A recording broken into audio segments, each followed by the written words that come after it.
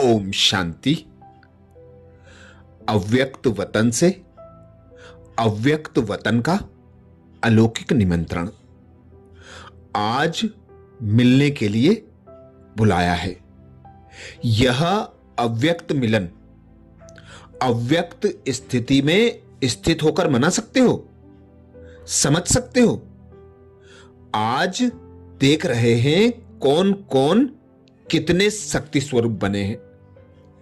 आप लोगों के चित्रों में नंबरवार शक्तियों का यादगार दिखाया हुआ है। शक्तियों की परख किन चित्रों द्वारा कर सकते हैं मालूम है?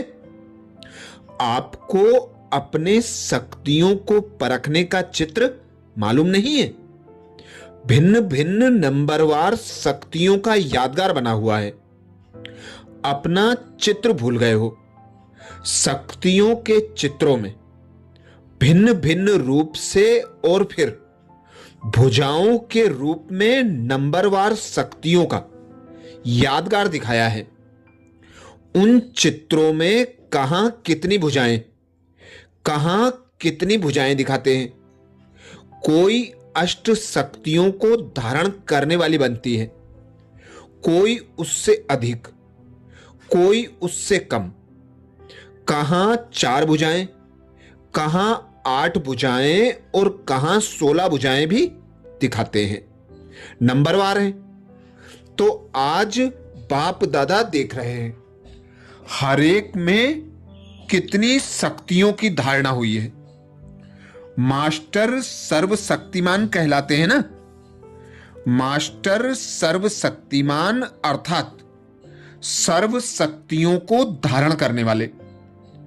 अपने शक्ति स्वरूप का साक्षात्कार होता है, होता है।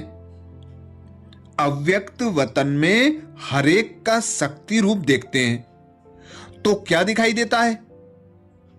वतन में भी बाप दादा की अलौकिक प्रदर्शनी है। उनके चित्र कितने होंगे? आपके चित्र गिनती में आ सकते हैं, लेकिन बाप दादा के प्रदर्शनी के चित्र गिन सकते हो? गिन सकते हो? बाप दादा निमंत्रण देते हैं। निमंत्रण देने वाला तो निमंत्रण देता है, आने वालों का काम है पहुंचना। बाप दादा आप सभी से करोड़ गुना ज्यादा खुशी से निमंत्रण देते हैं। हर एक को अनुभव हो सकता है। अव्यक्त स्थिति का अनुभव कुछ समय लगातार करो तो ऐसे अनुभव होंगे जैसे साइंस द्वारा दूर की चीजें सामने दिखाई देती हैं। ऐसे ही अव्यक्त वतन की एक्टिविटी यहां स्पष्ट दिखाई देगी। बुद्धि बल द्वारा अपने सर्वशक्तिवान के स्वरूप का साक्षात्कार कर सकते हैं। वर्तमान समय स्मृति कम होने के कारण समर्थी भी नहीं है। व्यर्थ संकल्प, व्यर्थ शब्द, व्यर्थ कर्म हो जाने के कारण समर्थ नहीं बन सकते हो। व्यर्थ को मिटाओ तो समर्थ हो जाएंगे। पुरुषार्थ के भिन्न भिन्न स्वरूप वतन में हरेक के देखते रहते हैं। बहुत अच्छा लगता है। हरेक अपने आप को इतना नहीं देखते होंगे जितना वतन में हरेक के अनेक रूप देखते हैं। आप लोग भी एक दिन खास अटेंशन देकर देखना कि सारे दिन में मेरे कितने और कैसे रूप हुए। फिर बहुत हंसी आएगी। भिन्न भिन्न पोज देकर, भिन्न भिन्न स्वरूप देखकर। आज कल एक के ही बहुत पोज निकलते हैं, तो अपने भी देखना। अपने बहु रूपों का साक्षात्कार करना। वतन में आने की दिल तो सभी की होती है, लेकिन अपने आप से पूछो, जो ब्राह्मणपन के कर्तव्य करने हैं वह सभी किए हैं, किए हैं। सर्व कर्तव्य संपन्न करने के बाद ही संपूर्ण बनेंगे। अब का समय ऐसा चल रहा है जो एक एक कदम अटेंशन रखकर चलने का है। अटेंशन ना होने के कारण पुरुषार्थ के भी टेंशन में रहते हैं। एक तरफ वातावरण का टेंशन रहता है, दूसरे तरफ पुरुषार्थ का भी टेंशन रहता है। इसलिए सिर्फ एक शब्द ऐड करो, अटेंशन, फिर यह बहुरूप एक ही संपूर्ण रूप बन जाएगा। इसलिए अब कदम कदम पर अटेंशन। सुनाया था कि आजकल सर्व आत्माएं सुख और शांति का अनुभव करना चाहती हैं, ज्यादा सुनने नहीं चाहती। अनुभव करने के लिए स्वयं अनुभव स्वरूप बनेंगे, तब सर्व आत्माओं की इच्छा पूर्ण कर सकेंगे। दिन प्रतिदिन देखेंगे जैसे धन के भिखारी भिक्षा लेने के लिए आते हैं, वैसे शांति के अनुभव के भिखारी आत्माएं भिक्षा लेने के लिए तड़पेंगी। अब सिर्फ एक दुख की लहर आएगी तो जैसे लहरों में लहराती हुई आत्माएं व लहरों में डूबती हुई आत्मा एक तिनके का भी सहारा ढूंढती है, ऐसे आप लोगों के सामने अनेक भिखारी आत्माएं यह भीख मांगने के लिए आएंगी। तो ऐसी तड़पती हुई या भिखारी प्यासी आत्माओं की प्यास मिटाने के लिए अपने को अतीन्द्रिय सुख व सर्व शक्तियों से भरपूर किया हुआ अनुभव करते हो, करते हो अनुभव। सर्व शक्तियों का खजाना, अतीन्द्रिय सुख का खजाना इतना इकट्ठा किया है जो अपनी स्थिति तो कायम रहे लेकिन अन्य आत्माओं को भी संपन्न बना सको। सर्व की झोली भरने वाले दाता के बच्चे हो ना। अब यह दृश्य बहुत जल्दी सामने आएगा। डॉक्टर लोग भी कोई को इस बीमारी की दवाई नहीं दे सकेंगे। तब आप लोगों के पास यह औषधि लेने के लिए आएंगे। धीरे धीरे यह आवाज फैलेगा कि सुख शांति का अनुभव ब्रह्मा कुमारियों के पास मिलेगा।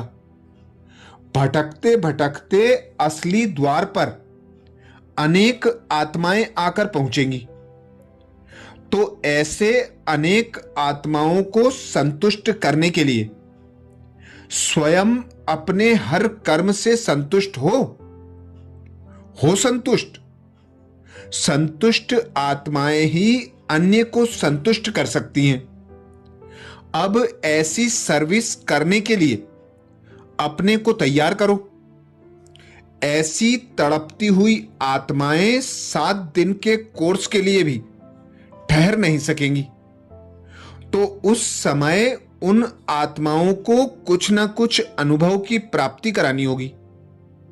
इसलिए कहा कि अब अपने ब्राह्मणपन के कर्तव्य को संपन्न करने के लिए अपने को संपूर्ण बनाते रहो। अब समझा कौन सी सर्विस करनी है? जब तक आप व्यक्त में बिजी हो, बाप दादा अव्यक्त में भी मददगार तो है ना। हिम्मते बच्चे मदद बाप। तो बताओ ज्यादा बिजी कौन होगा? जैसे शुरू में वतन का अनुभव कराते थे ना, ऐसा अनुभव करते थे जो ध्यान में जाने वालों से भी अच्छा होता था। बाबा आप अभी भी अनुभव कराओ, अनुभव करो। बुद्धि का विमान तो है ही। कोई कोई बच्चे कोई कोई बात की जिद करते हैं तो बाप को कहना और मानना पड़ता है। अब अनुभव करने की जिद करो। अच्छा, तो बाप दादा विशेष अव्यक्त वतन का निमंत्रण देने में हम बच्चों को इशारा करते कि अब अपने अव्यक्त स्वरूप के और ब्राह्मण स्वरूप के कर्मों को संपन्न करो।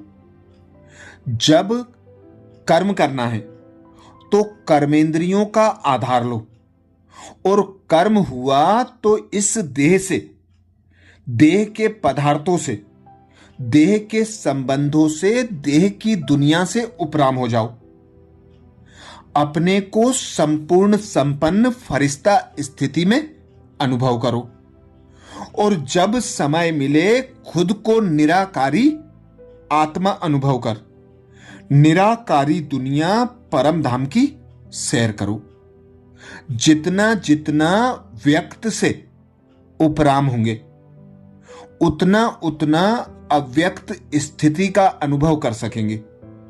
अव्यक्त वतन के अव्यक्त फरिश्ता स्वरूप में स्थित हो सकेंगे। जैसे धन के भिखारी भिक्षा लेने के लिए आते हैं, बाप दादा कहते वैसे शांति की अनुभव के भिखारी आत्माएं भिक्षा लेने के लिए तड़पेंगी।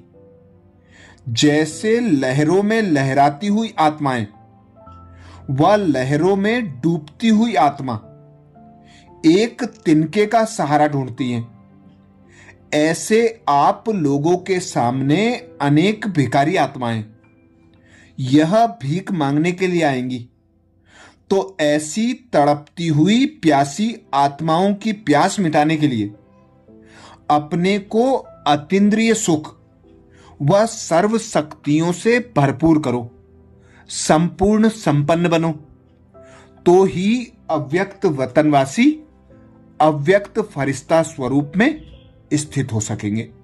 अच्छा, ऐसे ही और बाप दादा के अव्यक्त महावाक्य सुनने के लिए बाबा के चैनल को सब्सक्राइब करें। वीडियो को ज्यादा से ज्यादा बीके भाई बहनों को शेयर करने की सेवा जरूर करें। ओम शांति।